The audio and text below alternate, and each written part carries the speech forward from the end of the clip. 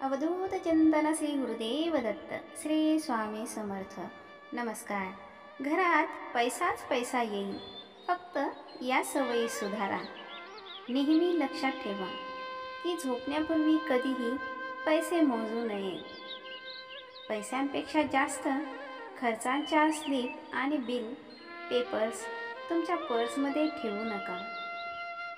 बाजारातून येताना रिकाम्या हाताने कधी घरी परत जाऊ नये.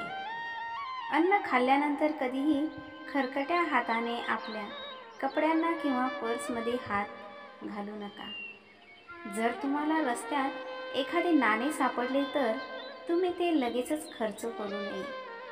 देवाकडून मिळालेला प्रसाद स्वतः खा. इकडे तिकडे फेकू नका किंवा इतरांना देऊ नका. शक्य तितक्या गरीब आणि भुकेले लोकांना मदत करा. यामुळे तुमच्या घरात लक्ष्मीचा आशीर्वाद येईल. धन्यवाद.